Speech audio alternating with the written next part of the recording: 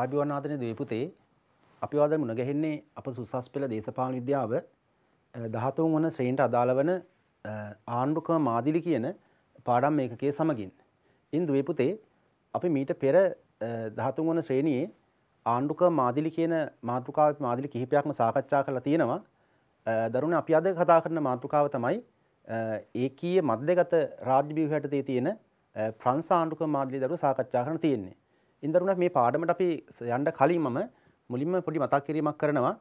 අපේ මේ ආණ්ඩුක්‍රම මාධ්‍යයේ ප්‍රධාන නිපුණතාවය බවට පත් වෙලා තියෙන්නේ සමකාලීන ලෝකයේ පවතින විවිධ ආණ්ඩුක්‍රම මාධ්‍ය පිළිබඳව තුලනාත්මක අවබෝධයක් ලබාගත් පුද්ගලයෙක් වශයෙන් ක්‍රියා කිරීම. ඊට අමතර දරුවනේ අපි තවත් ප්‍රධාන නිපුණතා මට්ටම් දෙකක් සඳහා මෙහිදී ළඟා වෙනවා. ඉතින් ඒ පිළිබඳව අපි කලින් මාතෘකාවලදී කතා කළා. මම ඒ ගැන වැඩි විස්තර කතා කරන්නේ නැතුව අපි කෙලින්ම අපේ අදාළ මාතෘකාවට එමු දරුවනේ. ඉන්දරුවනේ මේ අපි ආණ්ඩුක්‍රම මාධ්‍ය සම්බන්ධව කතා කරද්දී මෙහිදී මම පොඩි ප්‍රවේශයක් ගන්නම්. දැන් අපි විවිධ ආණ්ඩුක්‍රම මාධ්‍ය හදාරනවා. මේ විවිධ ආණ්ඩුක්‍රම මාධ්‍ය හදාරද්දී අපි මෙහි දරන ගොඩනගලා දෙන ප්‍රධාන සංකල්පීමේ තර්කයක් තියෙනවා. ඒ සංකල්පීමේ තර්කය ගොඩක් වැදගත් වෙනවා දරුවනේ. ඉතින් අපි විවිධ ආණ්ඩුක්‍රම මාධ්‍ය හැදෑරීමේදී අප ගොඩනගන ප්‍රධාන සංකල්පීමේ තර්කය තමයි ආණ්ඩුක්‍රම පිළිබඳව සුද්ධ වූ න්‍යායික ආකෘති තිබුණත් අපි දැන් දරුවෝ 12 ශ්‍රේණියේදී ඉගෙනගෙන තියෙනවා ආණ්ඩුක්‍රම ආකෘති ගැන. අපි කියනවා ඒකීය ආණ්ඩුක්‍රම, සංදීය, ඒ වගේම අර්ධ සංදීය, සහ සංදීය. ඒ කියන්නේ ආණ්ඩුක්‍රම පිළිබඳව සුද්ධ වූ න්‍යායික ආකෘති තිබුණත් ඇත්ත වශයෙන්ම මේ ආණ්ඩුක්‍රම ආකෘති පවතින්නේ ඒ න්‍යායාත්මක ආකෘතියෙන් බැහැරට ගිහිල්ලා. ඒ කියන්නේ ඒ ආණ්ඩුක්‍රමේ ආරම්භයේ ඉඳලා වර්තමාන දක්වා ඇති වෙලා තියෙන මේ දේශපාලන වෙනස්කම් එක්ක මේ ආණ්ඩුක්‍රමේ වෙනස් වීම ඇති වෙලා තියෙනවා දරුවනේ. ඒ නිසා දරුවනේ මේ ආණ්ඩුක්‍රම මාදිලි ගත්තාම ඒ ආණ්ඩුක්‍රම මාදිලි වලින් බහුතරයක් එක්කෝ ඒවා ආණ්ඩුක්‍රම දෙකක මිශ්‍රණයක්. එහෙම නැත්නම් ආණ්ඩුක්‍රම තුනක මිශ්‍රණයක්. අපි මේවට කියනවා එක්කෝ දෙමුහුන් ආණ්ඩුක්‍රම, එහෙම නැත්නම් තෙමුහුන් ආණ්ඩුක්‍රම. සාමාන්‍ය මේ හයිබ්‍රිඩ් මොඩල් කියලා තමයි හඳුනගන්නේ. ඉන්දරුවනේ අපේ නිර්දේශ පත්‍රය තුල ප්‍රධාන වශයෙන් ආණ්ඩුක්‍රම මාදිලීන් ප්‍රධාන වශයෙන් තේමා තුනකට බෙදලා තියෙනවා දරුවනේ. ඉතින් අපි ගත්තොත් එහෙම පළවෙනි තේමාව ගත්තොත් එහෙම දරුවනේ තියෙන්නේ සංදීය මාදිලි. දැන් අපිට සංදීය මාදිලි ප්‍රධාන වශයෙන් තුනක් සාකච්ඡා කරන්න තියෙනවා.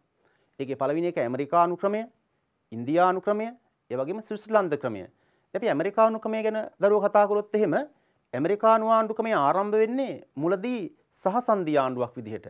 නමුත් පසු කාලයේදී ඇමරිකාව 1789න් පස්සේ සංදී ආණ්ඩුවක් බවට පත් වෙලා තියෙනවා. නමුත් ඒක අද වෙද්දි මොකද වෙලා තියෙන්නේ? මධ්‍යම ආණ්ඩුව බලවත් වීමක් තියෙනවා. අපි ඉන්දියානු ආණ්ඩුක්‍රමයේ දිහා බැලුවොත් එහෙම දරුවනේ ඉන්දියානු ආණ්ඩුක්‍රම අපි සලකන්නේ ඇමරිකානු සංදී ක්‍රමය වගේ නෙවෙයි. ඒකේ ඒකීය ලක්ෂණ, සංදීය ලක්ෂණ මිශ්‍ර වෙලා තියෙන්නේ. අපි ඒක සාමාන්‍යයෙන් හඳුනගන්නේ අර්ධ සංදීය. නමුත් අර්ධ සංදී ආණ්ඩුක්‍රමයක් උනත් දරුවනේ ඒ ආණ්ඩුකයේ වර්තමාන ප්‍රවණතාවය තමයි අද වෙද්දී ඒක නව ප්‍රවණතාවක් පෙන්වුම් කරනවා ඉන්දියානු ආණ්ඩුක්‍රමය තුලත් ඒකේ සංදීය ලක්ෂණ ශක්තිමත් වීම. නැත්නම් ෆෙඩරල් ලක්ෂණ ශක්තිමත් වීම.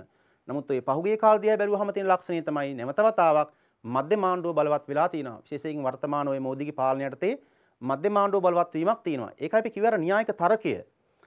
ආණ්ඩුක්‍රම ආකෘති පිළිබඳ සුද්ධ වූ ආකෘති තියෙනවා, න්‍යායික ආකෘති තියෙනවා. තිබුණත් වර්තමානයේව මොකද වෙලා තියෙන්නේ? ඒ න්‍යායාත්මක ආකෘතිය බැහැරට ගිහිල්ලායි තියෙන දරුවනේ.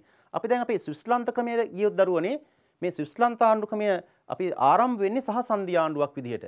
ස්විට්සර්ලන්තයේ සහසන්දී ආණ්ඩුව ආරම්භ වුණත් වර්තමානයේ ස්විට්සර්ලන්ත ආණ්ඩුව අපි සලකන්නේ සංදී ක්‍රමයක් විදිහට. ඒ නිසා අපි මේ අපේ නිර්දේශ පත්‍රය තුල පවතින මේ ආණ්ඩුක්‍රම මාදිලි ගොඩනගලා තියෙන්නේ ප්‍රධාන අපි අර කලින් සඳහන් කරපු න්‍යායික තර්කයේ මත පදනම් වෙලා. අපි දරන ඊළඟට આવොත් එහෙනම් අපි දෙවෙනි තේමාව. ඒවා තමයි ඒකීය රාජ්‍ය පරිවර්තන. අපිට ඒකීය රාජ්‍ය පරිවර්තන දෙකක් අපිට නිර්දේශ පත්‍රයේ තියෙනවා. එකක් තමයි මහා බ්‍රිතාන්‍ය ආණ්ඩුක්‍රමය සහ අපේ ශ්‍රී ලංකාවේ ආණ්ඩුක්‍රමය. ඉතින් මේ ආණ්ඩුක්‍රම දෙක අපි සලකන්නේ සම්භාව වශයෙන් ඒකීය වශයෙන්. නමුත් අද වෙද්දි මොකද වෙලා තියෙන්නේ? මේ දෙකම අපිට අද ඒකීය කියන්න බෑ දරුවනේ. හේතුව විශේෂයෙන් අපි මහා බ්‍රිතාන්‍ය ආණ්ඩුක්‍රම 1990 ගණන් වලදී කරපු ඒ පාර්ලිමේන්තු 50 හරහා මොකද වෙලා තියෙන්නේ? ඒ ක්‍රියාකෘතිය බැහැරට ගිහිලා තියෙනවා. අපේ ලංකාවේ අපේ 78 වස්තාවට 13 වෙනි වස්තා සංශෝධනය මගින් පළාත් සභා හඳුන්වා දීමත් එක්ක ලංකාවත් දැන් අපිට ඒකීය කියන්න අමාරුයි. ඒකීය රාජ්‍ය පරිවර්තන වෙලා තිනවා. ඒක අපි කලින් කිව්ව න්‍යායික තර්කයේ දරුවනේ. ඊන්දර මම අද සාකච්ඡා කරන තේමාව බවට පත් වෙන්නේ ඒකීය සහ මධ්‍යගත රාජ්‍ය ව්‍යුහය. ඉතින් ඒ අර්ථය අපිට උදාහරණ වශයෙන් ගන්නේ ප්‍රංශ ආණ්ඩුක්‍රමය. ඉතින් ප්‍රංශ ආණ්ඩුක්‍රමය තුලත් ওই වගේ තත්ත්වයක් දකින්න ලැබෙනවා දරුවෝ. ඒ නිසා මම මේ අපේ අද ප්‍රංශ ආණ්ඩුක්‍රම මාදිලිය සාකච්ඡා කරන කලින් මම මේකට ප්‍රවේශයක් වශයෙන් සඳහන් කළේ ආණ්ඩුක්‍රම ආකෘති සම්බන්ධ දරුවනේ න්‍යායික ආකෘති තිබුණත් අද වර්තමානයේ පවතින ඒ ආණ්ඩුක්‍රම ආකෘති ඒ න්‍යායාත්මක ආකෘතියෙන් බැහැරට ගිහිල්ලා. ඔන්න ඔය කාරණේ පදනම් කරන අපි මේ ආණ්ඩුක්‍රම මාධ්‍ය සාකච්ඡා කළ යුතුයි දරුවනේ.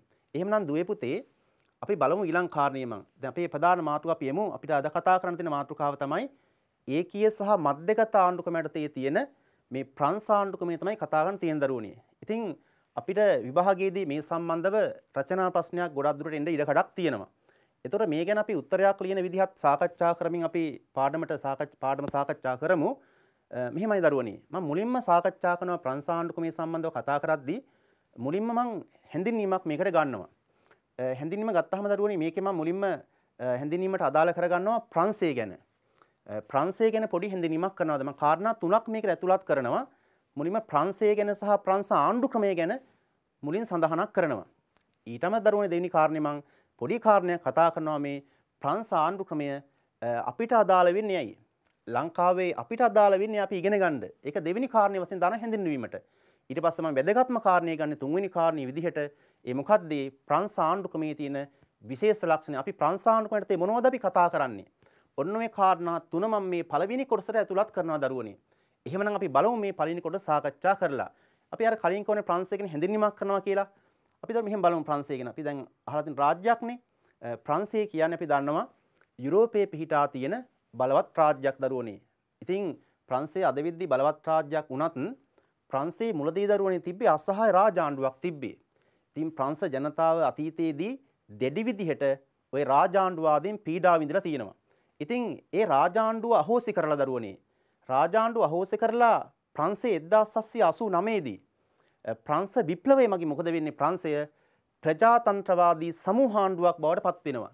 ඉතින් ලෝකයේ බිහි වුණු පළවෙනි ප්‍රජාතන්ත්‍රවාදී සමූහාණ්ඩුව තමයි මේ ප්‍රංශය. ඉතින් ප්‍රංශයේ ඔය ඓතිහාසික වශයෙන් තිබු ගැටුම තමයි රාජාණ්ඩුවාදය සහ සමූහාණ්ඩුවාදය. දැන් රාජාණ්ඩුවාදයයි සමූහාණ්ඩුවාදය එකිනෙකට පරස්පර කාරණා දෙකක්. ඉතින් ප්‍රංශයේ මුලදී රාජාණ්ඩුවාදය තිබ්බේ. රාජ්‍ය බලයේ මූලාශ්‍රය රජු.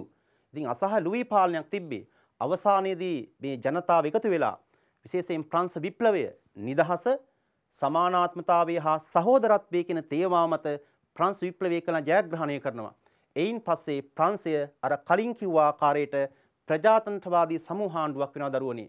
ඉතින් ඒ ප්‍රජාතන්ත්‍රවාදී සමූහාණ්ඩුව මත නිර්මාණය කරන ප්‍රංශ ආණ්ඩුක්‍රමය අද නිදහස හා සමානාත්මතාව පදනම් කරගත්තු ආණ්ඩුක්‍රමයක් දරුවනේ. එහෙනම් මම අර කලින් කිව්ව ආකාරයට මුනි මේ විදිහට අපි හැඳින්වීමට දරුවනේ ප්‍රංශ ආණ්ඩුක්‍රමය ගැන දලා අදහසක් අපි දක්වනවා මෙතනදී. ඊළඟ කාරණේ දරුවනේ මම දෙවෙනි කාරණේ සඳහන් කරනවා ඒක අපි මේ ලංකාවේ අපිට වැදගත් වෙන්න හේතුව මොකද්ද? ආණ්ඩුක්‍රම මාදිලියක් වශයෙන් අපි ප්‍රංශ ආණ්ඩුක්‍රමයේ හැදෑරීමේ ලංකාව අපිට වැදගත් වෙන්න හේතුව මොකද්ද?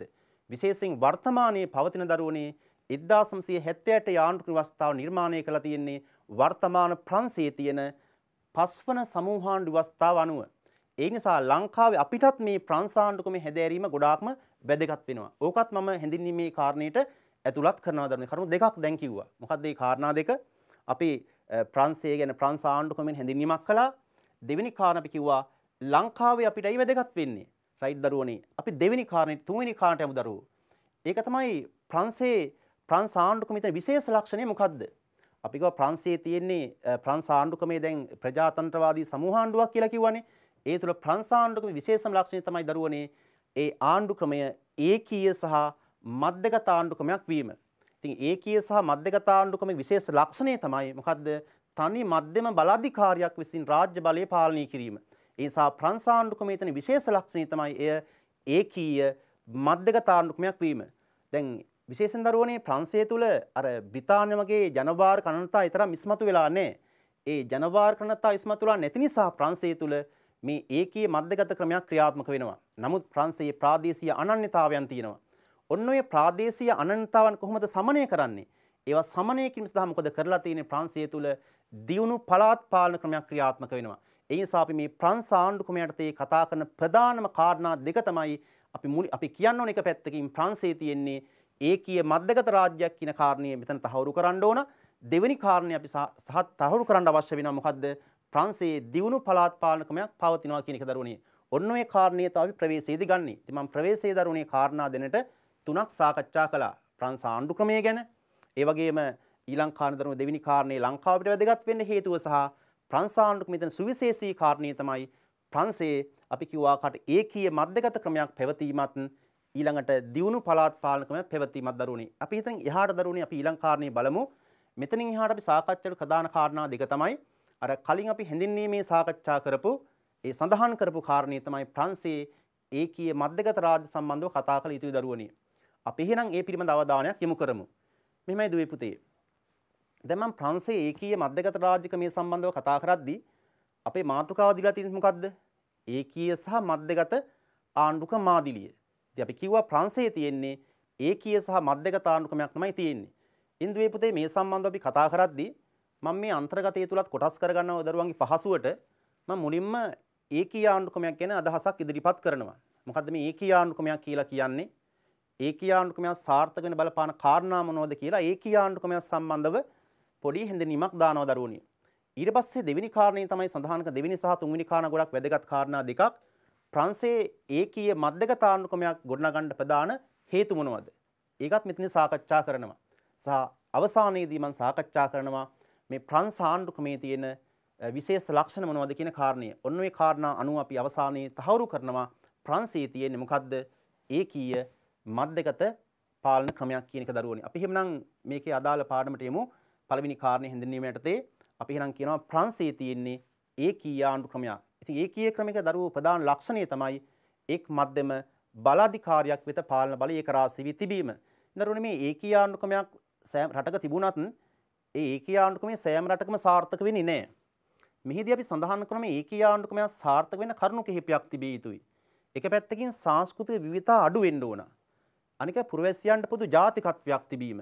ඒ වගේම මධ්‍යගත පරිපාලන ක්‍රමයක් තිබීම. වාගේම දියුණු ගමනාගමන සහ sannivedana ක්‍රමයක් පැවතීමක් දරුවනේ ඒකීය ආණ්ඩු ක්‍රමයක් සාර්ථක වීම සඳහා බලපානවා. ඉතින් ඒ නිසා පොඩි පිළිගැනීමක් තියෙනවා ලෝකයේ තුල ඒකීය ක්‍රමයක් වඩාත් ගැළපෙන්නේ භූමි ප්‍රමාණයෙන් කුඩා සංස්කෘතික විවිධතා අඩු රාජ්‍යවලට කියලා. නමුත් මෙතනදී අදහස් කරන්නේ නැහැ භූමි ප්‍රමාණයෙන් විශාල බහුවිධ රාජ්‍යයන් තුල මේ ඒකීය ක්‍රමයක් ක්‍රියාත්මක නොවිය යුතුයි කියලා. නමුත් අපි ගත්තොත් එවැනි රටක ඒකීය ක්‍රමයක් ක්‍රියාත්මක වෙනවා නම් එහෙම විශේෂයෙන්ම මධ්‍යම ආණ්ඩුව විසින් ඒ පළාත් පාලන ආයතන තමන්ගේ ආධිපත්‍ය ආරෝපණය කරන්න ඕන. එවැනි තත්ත්වයක් තුල අර ප්‍රාදේශීය ආණ්ඩුවට ස්වාධීනතාවක් නැහැ දරුවනේ. ඉතින් ප්‍රංශයේ තියෙන ඒ වගේ තත්ත්වයක් තමයි. ඒ නිසා ප්‍රංශයේ ඒකීය මධ්‍යගත රාජ්‍ය සම්බන්ධව කතා කිරීමට කලින් අපි ඔය කතා කළේ ඒකීය ක්‍රමයක් කියන්නේ මොකක්ද සහ ඒ ඒකීය ක්‍රමයක් සාර්ථක සඳහා බලපාන කාරණා මොනවද කියන එක. අපි ඊට පස්සේ බලමු අපේ වැදගත්ම කාරණේ දෙවෙනි කාරණය. මොකද්ද? ප්‍රංශයේ ඒකීය සහ මධ්‍යගත ක්‍රමයක් නිර්මාණය වෙන්න බලපාන හේතු මොනවද? ඊටමත් වැදගත් කාරණයක් මේක ධර්මයේ කාරණය. ඉතින් මෙහිදී මම ප්‍රධාන කාරණා තුනක් ඉදිරිපත් කරනවා. ඉතින් ප්‍රංශයේ අපි කිව්ව දරුවෝ තියෙන්නේ ප්‍රංශයේ දැන් සමූහාණ්ඩුවක් බවට පත් වෙන්නේ ප්‍රජාතන්ත්‍රවාදී සමූහාණ්ඩුවක් බවට පත් වෙන්නේ 1789න් පස්සේ.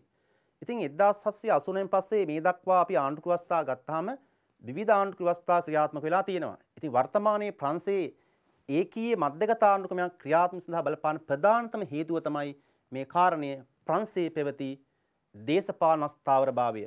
ඉතින් ප්‍රංශ දරුවනේ විප්ලවයෙන් පස්සේ ආණ්ඩුක ව්‍යවස්ථාදිය බැලුවාම දේශපාලන අස්ථාවරභාවයක් පැවතිලා තියෙනවා. දේශපාලන අස්ථාවරභාවයක්. ඉතින් ඒක සමූහාණ්ඩු ප්‍රජාතන්ත්‍රවාදී සමූහාණ්ඩුවක් වුණාට එහි දේශපාලන අස්ථාවරභාවයේ ප්‍රධානම ගැටලුවක් බවට පත් වෙලා තිබ්බා. විශේෂයෙන් ප්‍රංශයේ තිබ්බ ඔය සිවිල් යුද්ධ, ආක්‍රමණ, ඒ වගේම යටත් වීදකරණයේ බලපෑම් මේවත් එක්ක ප්‍රංශයේ තුල දේශපාලන අස්ථාවරභාවයක් තිබිලා තියෙනවා. වර්තමානයේ ප්‍රංශයේ තියෙන්නේ 1958 දී නිර්මාණය කරන පස්වෙනි සමූහාණ්ඩු ව්‍යවස්ථාව. ඉතින් මේ පස්වෙනි සමූහාණ්ඩු ව්‍යවස්ථාවට පෙර ආණ්ඩුක ව්‍යවස්ථා හතරක් දරුවෝ ක්‍රියාත්මක වෙලා තියෙනවා. ඒ ආණ්ඩුක ව්‍යවස්ථා හතර ගත්තොත් එහෙම පළවෙනි සමූහාණ්ඩු ව්‍යවස්ථාව දැන් ඊට කලින් රාජාණ්ඩුවක් තිබ්බේ. 1789 පෙර රාජාණ්ඩුවක් තිබුණේ. ඉතින් ඊට පෙර රාජාණ්ඩුවෙන් පස්සේ වෙන සමූහාණ්ඩුවක් වෙනවා. ඉතින් පළවෙනි සමූහාණ්ඩු ව්‍යවස්ථාව, දෙවන සමූහාණ්ඩු ව්‍යවස්ථාව, තුන්වන සමූහාණ්ඩු ව්‍යවස්ථාව, හතරවෙනි සමූහාණ්ඩු ව්‍යවස්ථාවද සුවිශේෂී වෙනවා. මේ යටතේ 1926 ඉඳලා 1929 ඉඳලා 1939 දක්වා අවුරුදු 10ක වගේ කාලයක් තුර දරුවනේ ප්‍රංශයේ ඒ වසර 10ක් තුල ආණ්ඩු 18ක් පමණ බලයට පත් වෙලා තියෙනවා. ඉතින් මේකෙන් පැහැදිලි වෙන්නේ පස්වන සමූහාණ්ඩු ව්‍යවස්ථාවට කලින් ප්‍රංශයේ දේශපාලන අස්ථාවරභාවයක් තිබිලා තියෙනවා.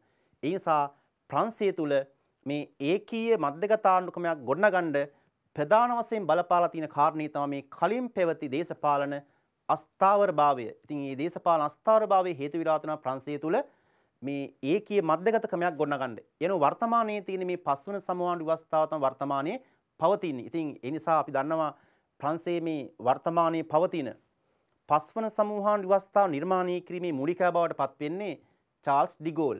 ඉතින් ඔය ප්‍රංශයට සම්බන්ධ ඇල්ජීරියාව සම්බන්ධ ගැටුමේදීත් ඩිගෝල් තමයි මූලිකත්වයේ ගත්තේ ඒක නිදහස් කරගන්න. එයින් පස්සේ ඩිගෝල්ගේ මූලිකත්වයෙන් නිර්මාණය කරන මේ ව්‍යවස්ථාවට අපි ඩිගෝල්වාදී ව්‍යවස්ථාව කියලාත් කියනවා. ඉතින් ඒ නිසා වර්තමානයේ ප්‍රංශයේ ක්‍රියාත්මක වෙන්නේ 1958 දී නිර්මාණය කරන පස්වන සමූහාණ්ඩු ව්‍යවස්ථාව. ඉතින් ඒ ව්‍යවස්ථාවෙන් ප්‍රංශය නිර්මාණය කරන්නේ මොකද්ද? ඒකීය සහ මධ්‍යගත ආණ්ඩු ක්‍රමයක්. ඒ ඒකීය සහ මධ්‍යගත ආණ්ඩු ක්‍රමය නිර්මාණය කිරීම සඳහා මූලිකම කාරණේ තමයි මොකද්ද අපි කිව්ව විදිහට කලින් පැවතියා වූ දේශපාලන අස්ථාවරභාවය දරුවනේ. ඒ නිසා අපි කිව්වා ප්‍රංශය තුල ඒකීය මධ්‍යගත රාජ්‍යයක් නිර්මාණය කිරීම සඳහා බලපාව ප්‍රධානම හේතුව බවට පත් වෙන්නේ මේ දේශපාලන අස්ථාවරභාවය. ඉන්දර ඔන්න ඔය කියන කාරණයට අමතරව ප්‍රධාන තවත් කාරණයක් බලපාලා තියෙනවා. මොකක්ද? ඒක තමයි මේ ඩිගෝල්ගේ පෞද්ගලික අභිලාෂය. ඒ ඩිගෝල් තමයි මේ පස්වන සමූහාණ්ඩු ව්‍යවස්ථාව නිර්මාණය කිරීම මූලිකයා බවට පත් වෙන්නේ. ඔහුගේ පෞද්ගලික අභිලාෂත් හේතු වෙලා තියෙනවා ප්‍රංශය තුල ඒකීය මධ්‍යගත ක්‍රමයක් ගොඩනගන්න. ඒ නිසා ඩිගෝල් මෙහිදී යෝජනා කරා විසඳුම් කිහිපයක් දරුවනේ. ඔහුගේ පළමු විසඳුම් යෝජනා බවට පත් වෙන්නේ මොකද්ද? මේ දේශපාලන අස්ථාවරභාවයට නැත්තම් ඒකීය මධ්‍යගත ක්‍රමයක් ගොඩනගන්න ජනාධිපතිවරයා රාජ්‍ය ව්‍යුහයේ කේන්ද්‍රීය ආයතනයේ බවට පත් කිරීමත් ඒ වගේම ව්‍යවස්ථාදායකයට වඩා විධායකයේ බලවත් කිරීම. මේක තමයි ජෙනරාල් ඩිගෝල්ගේ ප්‍රධාන විසඳුම් යෝජනාව. ජනාධිපතිවරයා ආණ්ඩුක්‍රමේ කේන්ද්‍රීය ආයතනයට පත් කරලා ව්‍යවස්ථාදායකයට වඩා විධායකයේ බලවත් කිරීම. ඒ මගින් ඔහු බලාපොරොත්තු වුණා මොකද්ද? දේශපාලන ස්ථාවරභාවයක් ඇතිකරන්න. ඔහුගේ දෙවන විසඳුම් යෝජනාව තමයි ප්‍රංශය තුල ශක්තිමත් මධ්‍යගත ආණ්ඩුක්‍රමයක් ගොඩනගන්න සහ ඒ ශක්තිමත් මධ්‍යගත ආණ්ඩුක්‍රමේ කේන්ද්‍රීය ආයතනීය කේන්ද්‍රීය සංකල්පයේ බවට සංකේතයේ බවට ජනාධිපතිවරයා පත් කිරීම. ඒ නිසා මෙන්න මේ කාරණේ මත ප්‍රංශය තුල ඒකීය මධ්‍යගත ක්‍රමයක් ගොඩනගන්න ඔය ඩිගෝල්ගේ පෞද්ගලික අභිලාෂත් හේතු වෙලා තියෙනවා. ඒ තත්ත්වයන් මත ප්‍රංශය ගොඩනගන්නේ මොකද්ද? ඒකීය මධ්‍යගත ආණ්ඩු ක්‍රමයක් දරුවනේ. ඉතින් ඊයින් පස්සේ මෙන්න මේ කාරණාවට අමතරව ප්‍රංශය තුල ඒකීය මධ්‍යගත ක්‍රමයක් ගොඩනගන්න මේ කියන සංස්කෘතික සාධකත් බලපාලා තියෙනවා. ඓතිහාසික සාධක බලපාලා තියෙනවා දරුවනේ. ඉතින් අපි කිහිපයක් සඳහන් කළොත් කෙටියෙන් එකක් තමයි තියෙන්නේ ආර්ථික හා බුද්ධිමය හා සංස්කෘතික වශයෙන් ප්‍රංශයේ පැරිසීය ආධිපත්‍ය. පැරිස් නගරයේ වටා තමයි බුද්ධිමය ආධිපත්‍ය ගොඩනගන්නේ. සංස්කෘතික ආධිපත්‍ය ගොඩනගන්නේ. ඉතින් පැරිසිය සැලකුවේ සංස්කෘතික නගරයක් වශයෙන් තමයි සැලකන්නේ. ඉතින් දේශපාලන වශයෙන් පැරිසිය පාලනය කරේ ප්‍රංශය පාලනය කරේ පැරිසිය කේන්ද්‍ර කරගෙන. ඉතින් මෙන්න මේ කාරණාත් හේතු වෙනවා දරුවනේ. ඊට අමතරව අපි තවත් හේතු කිහිපයක් දැක්වුවොත් එහෙම ප්‍රංශයට විවිධ ආක්‍රමණ ලැබුණා විශේෂයෙන්ම ඒ ආක්‍රමණින් බේරීමට ප්‍රංශය දැක්කේ මධ්‍යගතකරණයක් අවශ්‍යයි කියලා. ඉතින් මෙන්න මේ කියන කාරණාවත් දරුවනේ ප්‍රංශය තුළ ගොඩනගලා තියෙන්නේ ඒකීය මධ්‍යගත රාජ්‍ය ක්‍රමයක්. ඒ නිසා අපි ප්‍රංශ ආණ්ඩුක්‍රමයේ සම්බන්ධව සාකච්ඡා කරද්දී ප්‍රංශය තුළ නිර්මාණය කළා තියෙන්නේ ඒකීය මධ්‍යගත ක්‍රමයක් තමයි නිර්මාණය කළා තියෙන්නේ. මේ ඒකීය මධ්‍යගත ක්‍රමයේ සඳහා ප්‍රධාන වශයෙන් බලපාපු හේතු තමයි දැන් සාකච්ඡා කළේ. එහිදී මම ප්‍රධාන වශයෙන් හේතු කිහිපයක් පෙන්නුවා. ප්‍රධාන හේතුව තමයි 1958 පස්වන සමූහාණ්ඩු ව්‍යවස්ථාවට කලින් තිබුණු ඒ දේශපාලන අස්ථාවරභාවය බලපාලා තියෙනවා. ඊට අමතර ඩිගෝල්ගේ ප්‍රධාන පෞද්ගලික අභිලාෂත් හේතු වෙලා තියෙනවා දරුවනේ. තවත් හේතු බලපෑම් මත ප්‍රංශය තුළ නිර්මාණය කළා තියෙන්නේ ඒකීය මධ්‍යගත ආණ්ඩුක්‍රමයක් දරුවනේ. ඉතින් ඔන්න ඔය කාරණේ සාකච්ඡා කළා.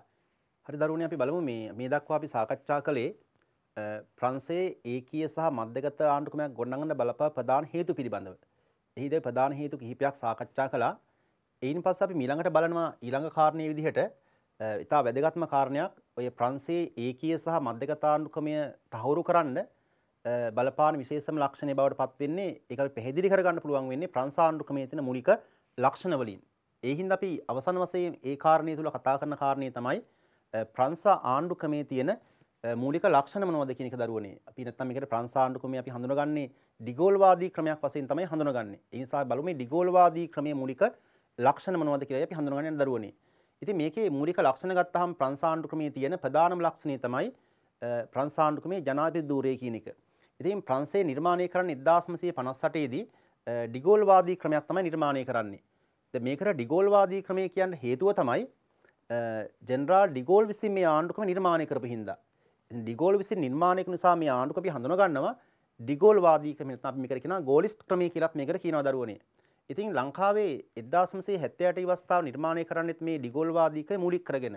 ඒ කාලේ ලංකාවේ ජේ.ආර්. ජයවර්ධන ජනාධිපතිතුමාගේ දේශපාලන උපදේශක වශයෙන් ක්‍රියා කරපු ඒ.ජේ. විල්සන් සඳහන් කරනවා ලංකාවේ 1978 ඉවස්ථාවත් මේ ඩිගෝල්වාදී ක්‍රමයක් කියලා. ඒ නිසා ප්‍රංශය නිර්මාණය කරලා තියෙන්නේ මේ ඩිගෝල්වාදී ක්‍රමයක්. ඒ තුල මේ ආණ්ඩුක්‍රමේ ප්‍රධානතම දරුවෝ තනතුර බවට පත් වෙන්නේ ජනාධිපතිවරයා. ඉතින් දැන් අපි දන්නවා ඩිගෝල්වාදී ක්‍රමයක විධායකයන් දෙකක් තියෙනවා. එකක් තමයි ජනාධිපති ධුරය, අනික තමයි අගමැති සහ කැබිනට් මණ්ඩලය. මෙන්න මේ විධායකයන් දෙකෙන් ඉතා බලවත් විධායකයෙක් බවට පත් වෙන්නේ ජනාධිපති ධුරය. ඉතින් ඒ තුල මේ ජනාධිපති ධුරයේ බලවත් බවට පත් කරන්න ඒ කාලේ අපි කලින් කිව්ව විදිහට දරුවනි බලපාලා තියෙනවා. ඩිගෝල්ගේ පෞද්ගලික හේතුත් බලපාලා පෞද්ගලික අභිලාෂ බලපාලා තියෙනවා. ඉතින් ඔහුගේ පෞද්ගලික මේ දේශපාලන අභිලාෂ වලට අනුව ජනාධිපතිවරයා වටා බලතල ඒක රාශී කළා තිනවා. ඔහු බැලුවා මේ ප්‍රංශයේ අර කලින් තිබිච්ච දේශපාලන අස්ථාවරභාව වළක්වන්න මොකද කරන්න ඕනේ?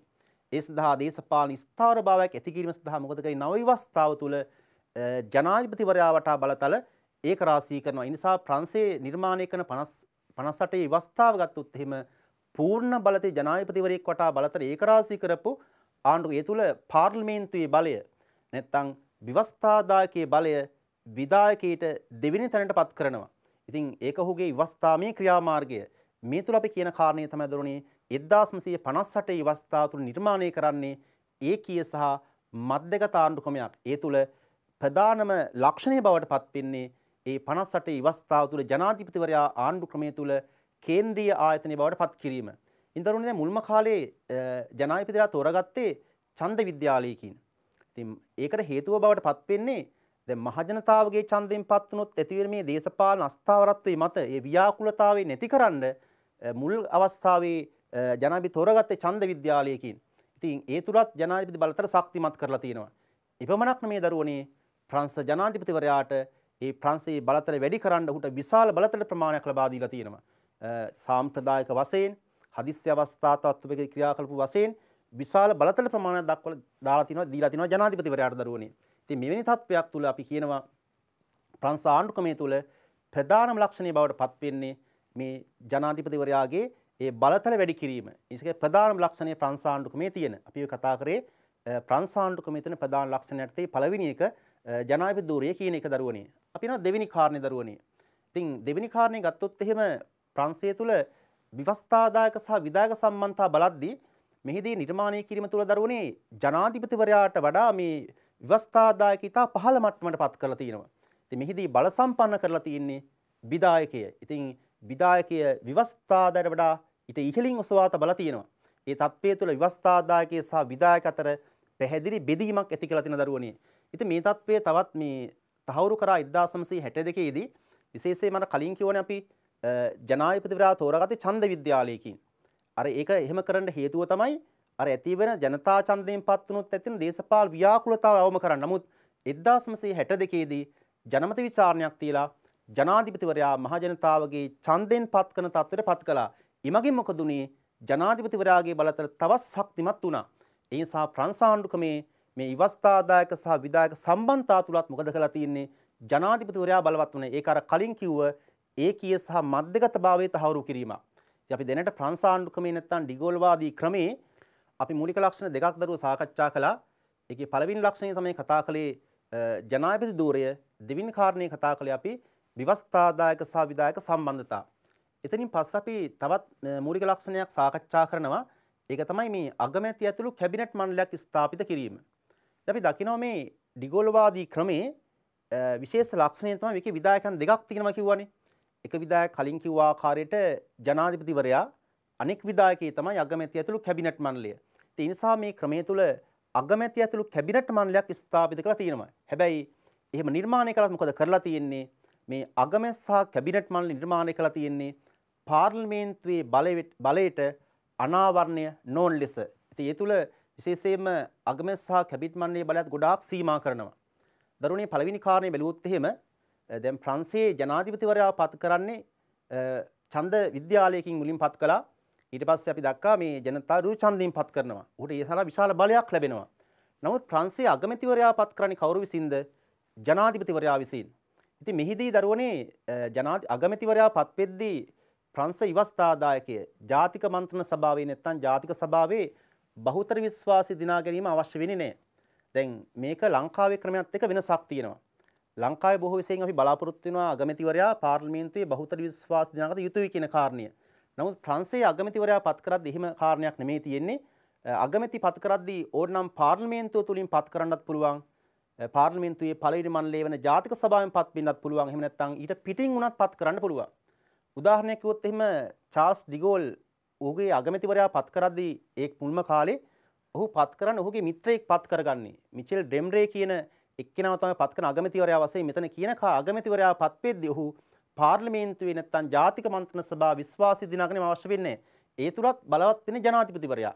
ඉතින් අගමැති සහ කැබිනට් මණ්ඩලයක් මෙහිදී නිර්මාණය කළා තියෙනවා. ඒ තුල ඒ අගමැති සහ කැබිනට් මණ්ඩලයේ පාර්ලිමේන්තුවේ බලයට අනාවරණය වෙන්නේ නැහැ. දැන් මේකේ ඇමති මණ්ඩලය පත් කරත් දරුවනේ. දැන් ඔය ඇමති මණ්ඩලය පත් කරද්දී මේකත් ලංකාවේ වෙස්ට්මිනිස්ටර් ක්‍රමයෙන් වෙනස් වෙනවා. දැන් ප්‍රංශයේ ලංකාවේ ඇමති මණ්ඩලය පත් කරද්දී අපි ලංකාවේ කැබිනට් මණ්ඩලය පත් වෙන්නේ පාර්ලිමේන්තුව තුලින්. හැබැයි ප්‍රංශයේ අමාත්‍ය මණ්ඩලය පත් කිරීමේදී පාර්ලිමේන්තුව තුලිනුත් පත් වෙනවා. පාර්ලිමේන්තුවට පිටිනුත් පත් කරගන්නවා. ඉතින් පාර්ලිමේන්තුව තුලින් පත් කරන ඒ කට්ටිය පාර්ලිමේන්තුවෙන් අයින් වෙන්න ඕන. ඉතින් ඒ නිසා මේ තුල අමාත්‍ය මණ්ඩලය පත් කිරීමේදීත් අර ව්‍යවස්ථාදායට අනාවරණයක් වෙන්නේ නැහැ. අනික තමයි දරුවනේ කැබිනට් මණ්ඩලය. ප්‍රංශයේ කැබිනට් මණ්ඩලය සහ ව්‍යවස්ථාදායකයි ගත්තොත් එහෙම දරුවනේ විශ්වාස භංග යෝජනාව සම්මත කරලා මේ කැබිනට් මණ්ඩලය ඉවත් කිරීමේ හැකියාව සීමිත වෙලා තියෙන්නේ. එවැනි තත්ත්වයක් තුල අගමැතිවරයා ජාතික සභාව විශ්වාසය අවශ්‍ය වෙන්නේ නැහැ. අවශ්‍ය වෙන්නේ ජනාධිපති විශ්වාසය අවශ්‍ය වෙන්නේ. මෙවැනි තත්ත්වය තුළ ප්‍රංශයේ මේ ඩිගෝල්වාදී ක්‍රම විශේෂ ලක්ෂණය තමයි අගමැති ඇතුළු කැබිනට් මණ්ඩලයක් නිර්මාණය කර තිබීම. හැබැයි මේ අගමැති සහ කැබිනට් මණ්ඩලය වෙස්ට්මිනිස්ටර් ක්‍රමයක අගමැති සහ කැබිනට් මණ්ඩලය වගේ නෙවෙයි. ඒ කැබිනට් මණ්ඩලයේ පාර්ලිමේන්තුවේ බලයට අනාවරණය නොවන ලෙස තමයි නිර්මාණය කරලා තියෙන්නේ. ඒක ලංකාවේ කැබිනට් මණ්ඩලයයි ප්‍රංශ කැබිනට් මණ්ඩලය බලද්දී ඒතර වෙනසක් පැහැදිලි වෙනවා දරුවනේ. ඉතින් ඔන්න ඔය අපි ලක්ෂණය කතා කළා ප්‍රධාන ලක්ෂණයක් විදිහට ප්‍රංශයේ ඩිගෝල්වාදී ක්‍රමයේ තියෙන ලක්ෂණයක් තමයි මේ කතා කළේ අගමැති සහ කැබිනට් මණ්ඩලයක් නිර්මාණය කර තිබීම දරුවනේ. හරි ඉතින් දරුවනේ අපි සාකච්ඡා කළේ ප්‍රංශ ආණ්ඩුක්‍රමයේ මූලික ලක්ෂණ පිළිබඳව. දැනට මම ප්‍රංශ ආණ්ඩුක්‍රමයේ මූලික ලක්ෂණ කිහිපයක් සාකච්ඡා කළා. පළවෙනි කාරණය ජනාධිපති ධූරය, ඊට පස්සේ දෙවෙනි කාරණේ ව්‍යවස්ථාදායක සහ විධායක සම්බන්ධතා, ඊළඟ තුන්වෙනි කාරණේ තමයි කතා කරේ අපි දැන් අගමැති සහ කැබිනට් මණ්ඩලය. ඉතින් මේ ලක්ෂණ දිහා බැලුවහම පේන කාරණේ තමයි ප්‍රංශ ආණ්ඩුක්‍රමයේ තුල විධායක ජනාධිපතිවරයා වටා බලතල ඒකරාශී කිරීමක් තියෙනවා. ඉතින් ඒක අපි කලින් සඳහන් කරපු ඒකීය මධ්‍යගතභාවයේ තහවුරු වීමක් වෙනවා දරුවනේ. අපි ඊළඟට තවත් කාරණයක් තවත් ලක්ෂණයක් පිළිබඳව සාකච්ඡා කළොත් එහෙම ප්‍රංශ ආණ්ඩුක්‍රමයේ තවත් විශේෂ ලක්ෂණයක් තමයි ද්විමාණ්ඩික ව්‍යවස්ථාදායක නිර්මාණය කිරීම. ඉතින් ප්‍රංශ ආණ්ඩුක්‍රමයේ ව්‍යවස්ථාදායක වෙන්නේ පාර්ලිමේන්තුව. මේ පාර්ලිමේන්තුව මණ්ඩල දෙකකින් සමන්විතයි. එකක් තමයි පළවෙනි මණ්ඩලයේ ජාතික සභාව, දෙවෙනි මණ්ඩලයේ සෙනෙට් සභාව. මේ විදිහට දරුවනේ ව්‍යවස්ථාදායකයේ නිර්මාණය කරන ද්විමාණ්ඩික විදිහට. ඉතින් මෙහි තියෙන විශේෂ ලක්ෂණය තමයි ප්‍රංශ ආණ්ඩුක්‍රමය තුල ව්‍යවස්ථාදායකයේ බලවත්භාවය අඩු වෙලා තියෙනවා. ප්‍රංශේ බලවත් වෙන්නේ විධායකයේ. ඒ නිසා ප්‍රංශ ආණ්ඩුක්‍රමයේ තියෙන විශේෂ ලක්ෂණය තමයි ව්‍යවස්ථාදායකයේ බලය අඩු කිරීම. ඉතින් ඒ තුල ප්‍රංශ ව්‍යවස්ථාදායකයේ නීති සම්පාදන බලය සීමා කරන කාරණා කිහිපයක්ම තියෙනවා දරුවනේ. ඉතින් පළවෙනි කාරණේ තියෙන්නේ හදිස්සි අවස්ථාවකදී පාර්ලිමේන්තුව විසිරුවා හැරීමේ බලයක් ජනාධිපතිවරයාට තියෙනවා. ඒ තත්ත්වය තුළ පාර්ලිමේන්තුවේ බලය සීමා වෙනවා. අනෙක් කාරණයට ඕනම් පුළුවන් ජනාධිපතිවරයාට පාර්ලිමේන්තුව හරහා නීති සම්පාදනය කරන්න නැතුව ඕනම් ජනමත විචාරණ හරහා නීති සම්පාදනය කිරීමේ හැකියාවක් තියෙනවා. ඒ තත්ත්වය තුළ පාර්ලිමේන්තුවේ බලය සීමා වීමක් වෙනවා. ඊට අමතරව ඕනම් පුළුවන් ජනාධිපතිවරයාට පුළුවන් විධායක නියෝග මගින් නැත්නම් විධායක ආඥා මගින් නීති සම්පාදනය කිරීමේ හැකියාවකුත් තියෙනවා දරුවනේ. ඒ නිසා මේ ප්‍රංශයේ ඩිගෝල්වාදී ක්‍රමයේ තියෙන තවත් විශේෂ ලක්ෂණයක් තමයි මේ ප්‍රංශ පාර්ලිමේන්තුවක් නිර්මාණය කරන ද්විමාණ්ඩික විදිහට. නමුත් එහි බලතල සීමා කරලායි තියෙන්නේ. ඉතින් ඒ තුලත් අර මූලික අරමුණ ඩිගෝල්ගේ මූලික අරමුණ බවට පත් වෙන්නේ ප්‍රංශය තුල ඒකීය මධ්‍යගත රාජ්‍යයක් නිර්මාණය කරන්නේ. ඒ ඇති වෙලා තිබෙන දේශපාලන අස්ථාවරත්වයේ තුල දේශපාලන ස්ථාවරභාවයක් ඇති කිරීම සඳහා කරලා තියෙන කාරණේ තමයි පාර්ලිමේන්තුවේ බලය විධායකයට වඩා අඩු කිරීම. ඉතින් ඒ නිසා ඒ ලක්ෂණයත් මේ ප්‍රංශ ආණ්ඩුක්‍රමය තුළ පෙන්눔 කරනවා. ඉතින් ඔයිට අමතරව අපි තවත් ලක්ෂණයකට අවධානය යොමු කළොත් එහෙම අධිකරණය සම්බන්ධව. දරුවනේ ප්‍රංශයේ අධිකරණය ගත්තාම අධිකරණීය බලයක් සීමා කරලායි තියෙන්නේ. ඉතින් උදාහරණයක් කිව්වොත් එම් ප්‍රංශ ආණ්ඩුක්‍රම ව්‍යවස්ථාවේ 64 වෙනි ව්‍යවස්ථාව අනුව ප්‍රංශ අධිකරණයේ ස්වාධීනතාවය ආරක්ෂා කිරීම බලය දීලා තියෙන්නේ ජනාධිපතිවරයාට. ඉතින් ඒ නිසා ඒ තත්ත්වයේ තුර ප්‍රංශයේ අධිකරණයක් දුර්වල කරලා තිනවා. ඉතින් දරුවෝ මේ කාරණා වලින් පැහැදිලි වෙන්නේ මේ මූලික ලක්ෂණෙන් පැහැදිලි වෙන කාරණය තමයි ප්‍රංශය තුල විශේෂයෙන්ම පාර්ලිමේන්තුවේ බලය සීමා කරලා තියෙනවා. ඒ වගේම කැබිනට් මණ්ඩලයේ බලය සීමා කරලා තියෙනවා. අධිකරණීය බලය සීමා කරලා තියෙනවා. ඉතින් ඒවා සීමා කරලා කාටද වැඩියෙන් බලය ලබා දීලා තියෙන්නේ? ප්‍රංශය තුල ජනාධිපතිවරයාට තමයි බලතල ලබා දීලා තියෙන්නේ. ඒකට ප්‍රධාන හේතුව බවට පත් උනේ ඔය මේ අපි කතා කරන 1958 පස්වන සමූහාණ්ඩු ව්‍යවස්ථාවට පෙර ප්‍රංශයේ පැවති දේශපාලන අස්ථාවරත්වයේ මත රටේ දේශපාලන ස්ථාවරභාවයක් ඇතිකරන්න ශක්තිමත් විධායකයක් ඒ හරහා නිර්මාණය කිරීම. ඉතින් ඒ නිසා අපි මේ ප්‍රංශ ආණ්ඩුක්‍රමයේ මූලික ලක්ෂණ පිළිබඳව සාකච්ඡා කරද්දී එයින් ඉස්මතු වන කාරණේ තමයි ප්‍රංශය තුල ඒකීය මධ්‍යගත රාජ්‍යයක් ගොඩනැන්වීම. ඉතින් දරුවෝ මීට පෙර ප්‍රංශයේ දැන් ප්‍රාන්තවාදී සමූහාණ්ඩුවක් වෙන 1789 ප්‍රංශ විප්ලවයෙන් පස්සේ ඊට පෙර රාජාණ්ඩුවක් තිබ්බ ප්‍රංශය තුල. ඉතින් රාජාණ්ඩුවෙන් පස්සේ විප්ලවයෙන් පස්සේ තමයි ප්‍රංශයේ සමූහාණ්ඩුවක් වෙන්නේ. ඉතින් ඒ සමූහාණ්ඩුව තුලත් ව්‍යවස්ථා කිහිපයක්ම ක්‍රියාත්මක වුණා. ඒ ව්‍යවස්ථාට රටේ දේශපාලන අස්ථාවරභාවයක් තිබ්බා. ඒ දේශපාලන අස්ථාවරභාවය තුල රටේ දේශපාලන ස්ථාවරභාවයක් ඇති කරන් ඩිගෝල්ගේ පෞද්ගලික අභිලාෂත් පදනම් කරගෙන ප්‍රංශය තුල නිර්මාණය කරන ආණ්ඩුක්‍රමය තමයි ඒකීය මධ්‍යගත ආණ්ඩුක්‍රමය. එහෙනම් දුවේ පුතේ අපි ඔය සාකච්ඡා කළේ ප්‍රංශයේ ඒකීය මධ්‍යගතභාවය තමයි සාකච්ඡා කළේ. ඉතින් අපි ප්‍රංශ ආණ්ඩුක්‍රමය සම්බන්ධව කතා කරද්දී මූලික වශයෙන්ම කතා කළ යුතු කාරණා දෙකක් තියෙනවා කිව්වනේ. ඉතින් ඔය මූලික කාරණා දෙකෙන් මම දැන් එක කරුණක් සාකච්ඡා කළා. ඒ පළවෙනි කාරණේ තමයි සාකච්ඡා කළේ ඒ ඒකීය මධ්‍යගතභාවය. ඉතින් ඒකීය මධ්‍යගතභාවය සාකච්ඡා කිරීමේදී මම මුලින්ම ඒකීය ආණ්ඩුක්‍රමයක් ගැන දල හැඳින්වීමක් කළා. ඊට අමතරව දෙවෙනි කාරණේ වශයෙන් මම ගත්තා ප්‍රංශයේ ඒකීය මධ්‍යගත ආණ්ඩුක්‍රමයක් බිහි කරන්න හේතු මොනවද? ওই හේතු මත ප්‍රංශයේ බිහි කරේ ඒකීය මධ්‍යගත ආණ්ඩුක්‍රමයක්. අවසාන වශයෙන් කතා කළා තුන්වෙනි කාරණේ විදිහට ප්‍රංශ ආණ්ඩුක්‍රමයේ තියෙන මූලික ලක්ෂණ නැත්නම් ඩිගෝල්වාදී ක්‍රමය ඒ මූලික ලක්ෂණ දිහා බැලුවහම පැහැදිලි වෙන කාරණේ තමයි තහවුරු වෙන කාරණේ තමයි ප්‍රංශය තුල ඒකීය මධ්‍යගත ආණ්ඩුක්‍රමයක් නිර්මාණය කර තිබීම දරුවනේ. ඉතින් අපි ඔන්න ඔය කාරණේ ප්‍රධාන වෙනවා. අපි එහෙනම් ඊළඟ කාරණේ දරුවෝ අපි ප්‍රවේශ වෙමු. ප්‍රංශ ආණ්ඩුක්‍රමයේ තියෙන ඊළඟ සුවිශේෂීම කතා කළ යුතු කාරණේ තමයි දැන් ප්‍රංශය තුල ඒකීය මධ්‍යගත ක්‍රමයක් නිර්මාණය කළත් දරුවනේ ප්‍රංශය තුල බලය විමධ්‍යගත කිරීමක් තියෙනවා. විශේෂයෙන්ම අර ප්‍රංශයේ දරුවනේ ප්‍රාදේශීය අවශ්‍යතා තියෙනවා. ඒ ප්‍රාදේශීය අවශ්‍යතා සමනය කරන්න මොකද කරලා තියෙන්නේ? ඒවාට ප්‍රංශය තුල ඉතුරු දියුණු පළාත් පාලන ක්‍රමයක් ක්‍රියාත්මක වෙනවා. ඒ නිසා ප්‍රංශයේ බලය විමධ්‍යගත කිරීමකුත් ක්‍රියාත්මක වෙනවා දරුවනේ. අපි එහෙනම් ඊළඟට සාකච්ඡා කරන්නේ ප්‍රංශයේ බලය විමධ්‍යගත කිරීම සම්බන්ධව තමයි සාකච්ඡා කරන්න දරුවනේ. ඉතින් අපි ගත්තොත් එහෙම මේ ප්‍රංශයේ බලය විමධ්‍යගත කිරීමේ ක්‍රියාවලිය ප්‍රංශය තුල කරලා තියෙන්නේ දැන් බ්‍රිතාන්‍යෙත් බලය විමධ්‍යගත කිරීමක් තියෙනවා. ලංකාවෙත් බලය විමධ්‍යගත කිරීමක් තියෙනවා. හැබැයි ප්‍රංශයේ කරලා තියෙන දරුවනේ එහි කරලා තියෙන්නේ දේශපාලන බලය විමධ්‍යගත කිරීමක් නෙමෙයි කරලා තියෙන්නේ මොකද්ද?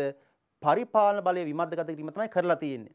ඉතින් ඒ නිසා ප්‍රංශයේ විශේෂයෙන් මතක තියාගත යුතුයි ප්‍රංශයේ සිදු කර ඇත්තේ දේශපාලන බලය විමධ්‍යගත කිරීමක් නොව පරිපාලන බලය විමධ්‍යගත කිරීමක් බව. අපි බලමු මේ දෙකේ වෙනස මොකක්ද කියලා. අපි මෙහිදී බලමු මොකක්ද මේ දේශපාලන බලය විමධ්‍යගත කිරීම? අපි මේ ඩෙවොලූෂන් පවර් කියන එක දේශපාලන බලය විමධ්‍යගත කිරීම. මෙහිදී අදහස් කරන දරුවනේ දේශපාලන බලය. දේශපාලන බලය පරිධිය වෙත නැත්තම් පළාත් පාලන ආයතන වෙත විමධ්‍යගත කිරීම අපි කියනවා දේශපාලන බලය විමධ්‍යගත කිරීම. එහිදී පළාත් පාලන ආයතන වලට යම් ස්වාධීනතාවක් තියෙනවා. නමුත් දරුවෝ ඊළඟ කාරණේ පරිපාලන බලය විමධ්‍යගත කිරීමේදී එහිදී දේශපාලන බලය විමධ්‍යගත කිරීමක් වෙන්නේ නැහැ. එහිදී අර පළාත් පාලන ආයතනයන්ට ස්වාධීනතාවක් නැති විලා ගිහිල්ලා අර ඒකීයභාවය ආරක්ෂා වෙනවා. එහෙමනම් අපි ප්‍රංශයේ බලය විමධ්‍යගත කිරීම තුල සිදු කර ඇත්තේ මේ කියන පරිපාලන බලය විමධ්‍යගත කිරීමක්. ඒ නිසා දුවේ පුතේ මෙහිදී ප්‍රංශයේ බලය විමධ්‍යගත කිරීම සම්බන්ධව සාකච්ඡා කළ යුතුයි. එහිදී මම මුලින් ප්‍රවේශයක් වශයෙන් කිව්වා ප්‍රංශයේ සිදු කරලා තියෙන්නේ දරුවෝ මතක තියාගන්න දේශපාලන බලය විමධ්‍යගත කිරීමක් නෙමෙයි පරිපාලන බලය විමධ්‍යගත කිරීමක් කියන බව. හරි දරුවනේ.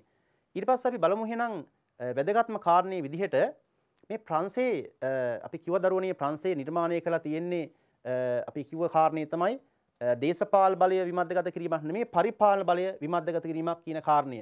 විශේෂයෙන් ප්‍රංශය තුල දේශපාලන බලය මධ්‍යගත කරලා තියෙනවා. දේශපාලන බලය මධ්‍යගත කරලා තියෙන ජනාධිපතිවරයා වටා. නමුත් අර කලින් කිව්ව ආකාර දරුවනේ ප්‍රංශයේ අර ප්‍රාදේශීය අවශ්‍යතාවන් තහවුරු කරන්න ඒ සඳහා විසඳුමක් වශයෙන් තමයි මේ දියුණු පළාත් පාලන ක්‍රමයක් ක්‍රියාත්මක වෙන්නේ. අපි බලමු එහෙමනම් දරුවනේ ඒ ප්‍රංශය තුල කොහොමද මේ බලය විමධ්‍යගත කිරීම සිදු කර ඇත්තේ කියලා. මෙහෙමයි දරුවනේ. මේකත් ඉතා වැදගත් කාරණයක්. ප්‍රංශයේ පරිපාලන බලය විමධ්‍යගත කිරීම සිද්ධ කරලා තියෙන්නේ ප්‍රධාන මට්ටම් 3ක් ඔස්සේ. ප්‍රධාන මට්ටම් 3ක් තියෙනවා. ඒකේ ඉහළින්ම තියෙන ස්තරයේ තමයි කලාප. ප්‍රංශයේ එවැනි කලාප දරුවෝ 22ක් තියෙනවා. ඒ වගේම දෙපාර්තමේන්තු පවතිනවා. ඒ දෙපාර්තමේන්තු 96ක් පවතිනවා. ඊට පස්සේ කොමියුන පවතිනවා 15ම ඒකකයේ විදිහට ඒවා 36383ක් පවතිනවා. මේකේ මේ දෙපාර්තමේන්තු නැවත බෙදලා තියෙනවා මේ ඇරන්ඩු සිමෙන්ට් කියන උප ඒකක 320කින් සහ කැන්ටන් 3530ක් තියෙනවා. ඉතින් මේ විදිහට ප්‍රංශය තුල පරිපාලන බල විමධ්‍යගත කිරීමේදී මතක තියාගත යුතුයි ප්‍රධාන මට්ටම් 3ක් අනුව තමයි පරිපාලන බලය විමධ්‍යගත කරලා තියෙන්නේ. අපිට ඕන මේකෙන් කෙටි ප්‍රශ්නයක් මතු කරන්න පුළුවන්. ප්‍රංශයේ පරිපාලන බල විමධ්‍යගත කිරීමේදී ඒ සිදු කර ඇති මට්ටම් දෙකක් ලියන්න කියන එක. ඉතින් ඒකේ ඉහළම මට්ටම කලාප දෙපාර්තමේන්තු සහ කොමියුන. ඉතින් මෙතනින් එහාට අපි අපේ දැනුම සඳහා මේ එක එක ස්තරයේ සම්බන්ධ දල අවබෝධයක් අපි ලබා ගමු දරුවනේ. අපි මුලින්ම කතා කරමු කලාප පිළිබඳව, දෙපාර්තමේන්තු පිළිබඳව සහ කොමියුන පිළිබඳව යම් අදහසක් අපි ලබා ගමු. එහෙනම් අපි මුලින්ම බලමු කලාප සම්බන්ධව. කලාප කියලා කියන්නේ ඉහළම ස්තරය. ඒකේ කලාප 22ක් තියෙනවා දරුවනේ. ඉතින් මේ කලාප හැදිලා තියෙන්නේ දෙපාර්තමේන්තු වලින්. දෙපාර්තමේන්තු වලින් තමයි කලාප නිර්මාණය වෙලා තියෙන්නේ. ඉතින් ඒකේ ප්‍රධාන වගකීම තමයි කලාපයේ සංවර්ධනයට අවශ්‍ය කරන පර්යේෂණ යෝජනා මගින් දායක වීම. ඉතින් විවිධ පර්යේෂණ යෝජනා කරද්දී කලාපයෙන් යෝජනා ඉදිරිපත් කරනවා. ඉතින් මේ කලාපේ ඉන්නවා නිලධාරියෙක්. කලාපේ මේ කටයුතු සම්බන්ධීකරන එක නිලධාරියෙක් කියනවා. අපි කියනවා එයාට ෆ්‍රිෆෙට්වරයා කියලා අපි කියනවා. ඉතින් මේ ෆ්‍රිෆෙට්වරයාට සහායට ඉන්නවා ආයතන දෙකක් තියෙනවා. ප්‍රධානම ආයතනයේ කලාප සභාව. ඒ කලාපයේ තියෙන නියෝජිත සභාව තමයි කලාප සභාව. ඔය කලාප සභාවටම තවත් සභාව ආයතනයක් තියෙනවා ආර්ථික හා සමාජ කමිටුව. ඉන්දරුවනේ මෙහිදී අපි කලාප සභාව සම්බන්ධව අපි අවධානය යොමු කළොත් එහෙම මේ කලාප සභාව නිර්මාණය වෙලා තියෙන්නේ නියෝජ්‍යයන් කණ්ඩායම් 3කින්. ඒ කලාප සභාව ඉන්නවා දරුවනේ ඒ අදාළ කලාපයෙන් තේරීපත් වුණු පාර්ලිමේන්තුව නියෝජනය කරන මන්ත්‍රීන් ඉන්නවා. මෙතන උභය මණ්ඩල කියලා කියන්නේ පාර්ලිමේන්තුවේ මණ්ඩල දෙකක් තියෙනවා. එකක් තමයි අපි කිව්වේ ජාතික සභාව, සෙනෙට් සභාව. ඒ සෙනෙට් සභාව නියෝජනය කරන අදාළ කලාපයේ මන්ත්‍රීන් ඉන්නවා. ජාතික සභාව නියෝජනය කරන කලාපයේ මන්ත්‍රී. ඒ කට්ටිය මේ කලාප සභාවේ ඉන්නවා. ඊට පස්සේ අමතරව දෙපාර්තමේන්තු කවුන්සිල් නියෝජිතයොත් මේකේ ඉන්නවා. ඒ වගේ ඒ කලාපයේ තියෙන කොමියුන වල නියෝජිතයොත් මේකේ ඉන්නවා. නිසා මේ පුළුල් සංයුතියකින් තමයි මේ කලාප සභාව නිර්මාණය වෙලා තියෙන්නේ. ඉතින් අවස්ථාවක් උන්ට ලැබෙනවා ප්‍රාදේශීය වශයෙන් පාන සහභාගී වෙන්න. ඒ ප්‍රධාන ආයතනයේ කලාප සභාව දරුවනේ. ඉතින් ප්‍රධාන වගකීමක් තියෙනවා. ප්‍රධාන ඔවුන්ගේ අයවැය සම්මත කිරීමත් ඒ කලාප සභාවේ වගකීම. අපි ඊට තවත් ආයතනයක් කිව්වනේ. කලාප සභාවට අමතරව ෆ්‍රිෆෙට්වරයාට සහාය වෙන. ඒක තමයි ආර්ථික හා සමාජ කමිටුව. ඒකේ කාර්ය උපදේශාත්මක කාර්යය උපදෙස් දීමක් තමයි හිදී කරන්නේ. ඉතින් මේ විදිහට දරුවනේ මේ ආණ්ඩුවේ පරිපාලන බල විමධ්‍යගත කිරීමේ ස්තර 3ක් තියෙනවා. මේ ස්තර තුنين අපි එක ස්තරයක් පිළිබඳව තමයි සාකච්ඡා කරේ. මොකක්ද ඒක? කලාප ගැන තමයි සාකච්ඡා කළේ. අපි බලමු දෙවෙනි කාරණය. දරුවනේ ප්‍රංශයේ අපි කතා කරපු කාරණේ තමයි ප්‍රංශයේ පරිපාලන බලය විමධ්‍යගත කිරීමේදී අපි ඊළඟ ස්තරයේ තමයි කතා කළේ. ඊළඟ ස්තර කාරණය මේ ස්තරය දෙපාර්තමේන්තු. දැන් දෙපාර්තමේන්තු අපි කතා කර 96ක් තියෙනවා. ඉතින් දෙපාර්තමේන්තු වල ප්‍රධාන නියෝජිත ආයතනය තමයි දෙපාර්තමේන්තු සභා. ඉතින් එක එක දෙපාර්තමේන්තු වලට දෙපාර්තමේන්තු සභා පිහිටලා තියෙනවා. ඉතින් ඒවැ නියෝජිත සංඛ්‍යාව ගත්තාම එක සංඛ්‍යාවක් නිශ්චිත සංඛ්‍යාවක් නෙමෙයි ඉන්නේ. ඒකේ 17 ඉඳන් 109 දක්වා වගේ පරාසයක ඒ සමාජිකව ඉන්නවා. ඉතින් උන් තෝරගන්නේ ඒ අදාළ දෙපාර්තමේන්තුවේ ජනතා ඒ ප්‍රදේශයේ ඉන්න ජනතාවගේ ඡන්දයෙන් තමයි තෝරගන්නේ. ඉතින් ඒක නිල කාලය වර්ෂ අවුරුදු 6ක් තමයි තියෙන්නේ. ඒක එකපාර තෝරගන්නෙත් නැහැ. කට්ටිය එකපාර විසිරන්නේ නැහැ. කාලෙන් කාලට යන්නේ දෙකින් එකක් වසර 3න් 3ට. ඒ නිසා මේ දෙපාර්තමේන්තුවේ ආයතනය තමයි දෙපාර්තමේන්තු සභාව. ඔය දෙපාර්තමේන්තු සභාවට අමතරව ඒ කියන විධායක නිලධාරියෙක් ඉන්නවා. දැන් අපි කතා කරා කලාපේ ඉන්නේ නිලධාරිය තමයි ප්‍රිෆෙක්ට්වරයා. ඒ වගේම දෙපාර්තමේන්තු නිලධාරියෙක් ඉන්නවා. එයාට අපි කියනවා දෙපාර්තමේන්තු ප්‍රිෆෙක්ට් කියලා කියනවා. ඉතින් ඒක තමයි දෙපාර්තමේන්තු ප්‍රිෆෙක්ට් තමයි දෙපාර්තමේන්තුවේ උහුටත් රාජකාරියක් තියෙනවා. ඒ දෙපාර්තමේන්තු එකේ අවශ්‍ය කරන න්‍යාය පත්‍රය සකස් කිරීම, ඒ කාලසටහන සකස් කිරීම, අයවැය සකස් කිරීම. ඉතින් විශේෂයෙන් මේ දෙපාර්තමේන්තුව ප්‍රංශයේ සලකනවා මධ්‍යම රජයට මධ්‍යම ආණ්ඩුවට සේවා සපයන ඒජන්සි ආයතනයක් වශයෙන් සලකනවා. විශේෂයෙන්ම ඒකෙදී අවශ්‍ය කරන මාර්ග, පාසල්, සුබ සාධන සේවා සම්පාදනය කිරීම ඔවුන්ට බාර වෙලා තියෙනවා. විශේෂයෙන්ම මධ්‍යම ආණ්ඩුවෙන් අවහිර කරන්න නැති තාක්කල් ඔවුන්නේ බලතල භුක්ති විඳිනවා. ඒ නිසා ප්‍රංශය තුල පරිපාලන බල විමර්ධගත කිරීමේ අපි ওই කතා කර ඊළඟ ස්තරයේ තමයි කතා කළේ දෙපාර්තමේන්තු. හරි. දරුවෝ ඊට අමතරව අපි ඊළඟ කාරණේ කතා කරනවා අපි ඊළඟ ස්තරයේ කොමියුන තියෙනවා. දැන් ওই කොමියුනකේ 15ම ආයතනය. දැන් ওই ප්‍රංශයේ කොමියුන කියලා කියන්නේ ප්‍රංශයේ නගර සභාවට භාවිතා කරන තවත් නම. නගර සභාව කියලා තමයි කිව්වේ හැකි. ඉතින් ඒවැ මේ ඒකෙත් තරුණී එක භූමි ප්‍රමාණය මත වෙනස් වන සංඛ්‍යාවක් මත තමයි තෝරගන්නේ. ඒත් ඒ ප්‍රදේශයේ ජනතාවගේ ඡන්දයෙන්. ඉතින් මේ නගර සභාවේ නැත්තම් කොමියුනේ ප්‍රධාන නිලධාරියා බවට පත් වෙන්නේ නගරාධිපති. ඒකත් අර මහජන නියෝජන ආයතනයක් වශයෙන් සලකනවා. ඉතින් මේ අනුව දරුවෝ බලද්දී අපි ප්‍රංශයේ පරිපාලන බල විමර්ධගත කිරීම ප්‍රධාන ස්තර 3ක් තියෙනවා. එහෙමනම් දීපුතේ අපි දැන් මේ දක්වා අපේ ප්‍රංශයේ ඒකීය මධ්‍යගත රාජ්‍යීය සාකච්ඡා අවසන් කරා. අපි එහෙනම් බලමු ඊළඟට දෙවෙනි තවත් කාරණයක් විදිහට අපි ඇගීමක් අපි බලමු සාකච්ඡා කරගන්න. දැන් මේ පාඩමාංශයෙන් අපි ඇගීමක් ගත්තොත් එහෙම මේකේ මූලික රචනාමය ප්‍රශ්නය මම දීලා තියෙනවා. ඒක තමයි ප්‍රංශ ආණ්ඩු ක්‍රමය දැඩි ඒකීය මධ්‍යගත රාජ්‍ය ව්‍යුහයක් තුළ ගොඩනැගී තිබුණත් දියුණු පළාත් පාලන ක්‍රමයක් ක්‍රියාත්මක වන ආණ්ඩු ක්‍රමයකි. අපි දැන් දරුවනේ මේ දක්වා සාකච්ඡා කළේ ප්‍රංශ ආණ්ඩු ක්‍රමයට මෙන්න මේ කාරණා දෙක තමයි සාකච්ඡා කළේ. මොකද මේ කාරණා දෙක එකක් තමයි ප්‍රංශයේ ඒකීය මධ්‍යගත රාජ්‍ය ව්‍යුහයක් තියෙනවා කියන එක. ඒ වගේම අනික් කාරණේ තමයි ඒ තුර දියුණු පළාත් පාලන ක්‍රමයක් තියෙනවා කියන නිසා අපි මේ පිළිතුර තුර ඔය දරුවන්ගෙන් ප්‍රධාන වශයෙන් බලාපොරොත්තු වන කාරණා දෙකක් මෙතන තියෙනවා. ඒ කාරණා දෙක තමයි අපි මෙතන සඳහන් කළ යුතුයි. ප්‍රංශ ආණ්ඩු ක්‍රමය කියන්නේ ඒකීය මධ්‍යගත ආණ්ඩු ක්‍රමයක් තුළ ගොඩනැගුණු ආණ්ඩු ක්‍රමයක් කියන බව. ඉතින් ඒ කාරණේ තහවුරු කිරීම දරුවනේ අපි කාරණා කීපයක්ම සාකච්ඡා කළා. ඊට අමතරව අපි දෙවෙනියට සාකච්ඡා කළ යුතු කාරණේ තමයි පිළිතුර තුළ විශේෂයෙන්ම ප්‍රංශයේ දියුණු පළාත් පාලන ක්‍රමයක් පවතින බව. අපි මෙහිදී සඳහන් කළා ප්‍රංශයේ තියෙන්නේ දේශපාලන බලය විමර්ධගත කිරීමක් නෙවෙයි කරලා තියෙන්නේ, පරිපාලන බලය විමර්ධගත කිරීම තමයි කරලා තියෙන්නේ. ඒ වගේ ආණ්ඩු ස්තර 3ක් ඔස්සේ තියෙනවා. ඒකේ දරුවෝ ඒ ස්තර 3 පැහැදිලි කරන්න ඕනේ. පැහැදිලි කිරීමේදී විශේෂයෙන්ම කොහොමද මහජන නියෝජිතයෝ, ඒ වගේම නිලධාරීන් සහ අභිලාෂ කණ්ඩායම්, සිවිල් සංවිධාන කොහොමද ප්‍රංශයේ මේ තීරණ ගැනීමේ ක්‍රියාවල සඳහා සහභාගී වෙන්නේ. ඉතින් ඔන්න ඔය කාරණා දෙක මේ පිළිතුර තුළ අපේක්ෂා කරන දරුවනේ. එහෙනම් අපි ඔය මේ ඇගීමක් සිදු කිරීමෙන් දරුවෝ විභාගයේදී මේ වගේ ප්‍රශ්නයක් ආවොත් මේ ප්‍රධාන කාරණා දෙක ඇතුළත් වුණේ පිළිතුරක් සකස් කරගන්න. එහෙමනම් දරුවෝ මේ ඇගීමත් මෙතනින් අවසන් කළා. මම ඊළඟට ඇගීමෙන් පස්සේ අද දවසේ මම අපේ පාඩම ප්‍රංශ ආණ්ඩු ක්‍රමයේ ඒකීය මධ්‍යගත මාදිලිය ඒ සම්බන්ධව අවසන් වශයෙන් සාරාංශ කිරීමට ගිහිල්ලා අපේ එතනින් එහාට පාඩම අපි අවසන් කරමු දරුවනේ. මම එහෙනම් ඊළඟට යනවා අපේ පාඩම සාරාංශ කිරීම මේ දක්වා කරපු. මෙහි දරුවනේ අපි සාරාංශ කිරීම මුලින්ම සාකච්ඡා කරපු කාරණේ තමයි ප්‍රංශ ආණ්ඩු ක්‍රමය ගැන හැඳින්වීමක් කරලා තමයි පාඩමට අපි සම්බන්ධ වුණේ. එහිදී මුලින්ම කතා කළා ප්‍රංශ ආණ්ඩු ක්‍රමය සම්බන්ධ හැඳින්වීමක් කළා අපි. එහිදී ප්‍රංශ ආණ්ඩු ක්‍රමය නිර්මාණය වෙන්නේ 1789 ප්‍රංශ විප්ලවයෙන් පස්සේ ප්‍රංශයේ ප්‍රජාතන්ත්‍රවාදී සමූහාණ්ඩුවක් වෙනවා කියලා කිව්වා. ඒ වගේ ඒ තුළ අපි ප්‍රංශ ආණ්ඩු ක්‍රමයේ හැදෑරීම ලංකාව පිටත් වැදගත් කියලා කිව්වා. එයින් පස්සේ අපි දරුවෝ කිව්වා කාරණේ තමයි වැදගත්ම කාරණය ප්‍රංශ ආණ්ඩු ක්‍රම විශේෂ ලක්ෂණය. ඒ ප්‍රංශය තුළ ඒකීය මධ්‍යගත රාජ්‍යයක් නිර්මාණය කළා තියෙනවා කියන කාරණයක් ඒ මත ප්‍රංශය තුළ දියුණු පළාත් පාලන ක්‍රමයක් පවතින තමයි සාකච්ඡා කරන්න ඕනේ මේ ප්‍රංශ ආණ්ඩු ක්‍රමයේ කතා කිරීමේදී. ඉතින් අපි ඊළඟට පොඩ්ඩක් මේ කාරණා දෙක පැහැදිලි කරගත්තොත් වඩා විස්තරාත්මක විදිහට දල වශයෙන් සාරාංශ කිරීමක් වශයෙන් අපි පළවෙනි කාරණේ ඒකීය මධ්‍යගත රාජ්‍යයක් නිර්මාණය වුණා කියන කාරණේ කියද්දී මම එතන ප්‍රධාන කරුණු තුනක් ඉස්මතු කරලා තියෙනවා. ඊටාම සරලව ඒකීය ආණ්ඩු ක්‍රමයක් ගැන දරුවෝ හඳුනවන්න. ඒ වගේම දෙවෙනි කාරණේ විදිහට ප්‍රංශයේ ඒකීය මධ්‍යගත ක්‍රමයක් ගොඩනගන්න හේතු කිහිපයක් අපි සාකච්ඡා කළා. ඒ හේතු කිහිපය දක්වන්න. ඒ වගේම ඒ වැදගත්ම කාරණේ විදිහට ප්‍රංශ ආණ්ඩු ක්‍රමයේ මූලික ලක්ෂණ නැත්තම් මේ ඩිගෝල්වාදී ක්‍රමයේ මූලික ලක්ෂණ පිළිබඳව සාකච්ඡා කිරීමක් කළ යුතුයි දරුවනේ. ඒත් කාරණා මත අපි එතනදී තහවුරු කරනවා මේ කරුණ තුල ප්‍රංශය තුල නිර්මාණය කළ තියෙන්නේ ඒකීය මධ්‍යගත රාජ්‍යයක් බව. ඉතින් ප්‍රංශයේ ඒකීය මධ්‍යගත ක්‍රමයක් පැවතියත් අපි කියන දෙවෙනි කාරණේ අපි සාකච්ඡා කළේ මේ දක්වා ප්‍රංශයේ දියුණු පළාත් පාලකමක් පවතින බව. එහිදී ප්‍රථමයෙන් මම කතා කරපු කාරණේ තමයි ප්‍රංශයේ බලය විමද්දගත කිරීම. එහිදී අපි සඳහන් කළා විශේෂම කාරණය ප්‍රංශයේ දේශපාලන බලය විමද්දගත කිරීමක් නෙමෙයි සිද්ධ කරලා තියෙන්නේ පරිපාලන බලය විමද්දගත කිරීමක්.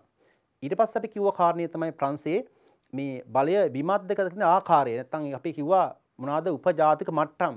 මේ මට්ටම් තුල පිළිබඳව හැඳින්විය යුතුයි. එහිදී මේ අපේ සාකච්ඡාව තුළ පෙන්විය යුතුයි මේ මට්ටම් තුන තුල කොහොමද මහජන නියෝජිතයෝ, ඒ වගේ රජයේ නිලධාරීන්, ඒ වගේම අභිලාෂ කණ්ඩායම්, සිවිල් සංවිධාන කොහොමද පාලනයට සහභාගී වෙන්නේ. ඉතින් දුවේ පුතේ අපි ඔය සාකච්ඡා කළේ අපි ආණ්ඩුක මාදිලි කියන අපේ පාඩම් ඒකකයේ සමග ප්‍රංශයේ ඒකීය මධ්‍යගත රාජ්‍ය ව්‍යුහයේ සම්බන්ධ තමයි දරුවෝ අපි සාකච්ඡා කළේ. ඉතින් අපි මේ වෙද්දී අපේ 13 වන ශ්‍රේණියේ ප්‍රධාන වැදගත් මාතෘකාවක් වන ආණ්ඩුක මාදිලි කියන මාතෘකාව අපි අවසන් කරලා තියෙනවා. ඉතින් අපි විභාගයේදී මේ මාතෘකාව ඉතා වැදගත් මාතෘකාවක් වෙනවා. මොකද හේතුව මේ දක්වා පවත්වපු විභාග දෙකේදීම මේ ආශ්‍රයෙන් ලකුණු 20ක රචනාමය ප්‍රශ්නයක් ඇවිල්ලා තියෙනවා. 2019 අවුරුද්දේ ඉන්දියානු ආණ්ඩුක්‍රමයේ සම්බන්ධව රචනාමය ප්‍රශ්නයක් ආවා. ඒ වගේම 2020 අවුරුද්දේදී බ්‍රිතාන්‍ය ආණ්ඩුක්‍රමයේ ආශ්‍රයෙන් ඒකීය රාජ්‍ය පරිවර්තනයෙන් ප්‍රශ්නයක් දරුවන්ට ආවා. ඒ නිසා ඉදිරි වර්ෂයකදීත් මේ ආණ්ඩුක මාදිලි වලින් අපිට ආණ්ඩුක මාදිලි 6ක් තියෙනවා. එයින් මේ අපි කතා කරපු මාදිලි වලින් අනිවාර්යයෙන්ම ප්‍රශ්නයක් ලැබීම ඉඩකඩ දරුවන්ට තියෙනවා. ඒ තුලින් අපි මේ සාකච්ඡාව ආශ්‍රයෙන් මේ කතාරු කරුණු ආශ්‍රයෙන් දරුවන්ට හැකියාවක් ලැබෙනවා. අපි ඉගෙනපු කාරණා ආශ්‍රයෙන් හොඳ පිළිතුරක් සකස් කරලා ඒට විභාගයට සාර්ථකව පිළිතුරු සපයන්න. එහෙනම් දුවේ පුතේ අපි ඔය සාකච්ඡා කළේ එතකොට අද දවසේදී නියමිත ඒකීය මධ්‍යගත ක්‍රම යටතේ ප්‍රංශ ආණ්ඩුක මාදිලිය සම්බන්ධව. එහෙමනම් අපි මේ පාඩම් දිගින් දිගටම අපි සාකච්ඡා කරලා තියෙනවා. ඔය දරුවන්ට හැකියාවක් ලැබෙනවා මේ පාඩම් නැවත නැවතත් බලන්න. විශේෂයෙන් YouTube හරහා channel NIE කියන ගිහිල්ලා ඔය දරුවන්ට මේ නැවත නැවතත් මේ පාඩම් බලලා මේ අනුව මේ අපි ස්ලයිඩ් හරහා තියෙන කාරණා අනුව පිළිතුරු සකස් කරගෙන හොඳ පිළිතුරක් සකස් කරගැනීමේ හැකියාවක් ඔය දරුවන්ට ලැබෙනවා. ඒ නිසා ඒ අනුව ක්‍රියා කරමින් ඉදිරි විභාගයේදී හොඳ සාර්ථක ලකුණු ලබා ගන්න හැකියාවක් ලැබෙන යුතුයි කියලා ලැබීමට ප්‍රාර්ථනා කරමින් අපි අද දවසේ පාඩම අවසන් කරනවා. ආයුබෝවන්.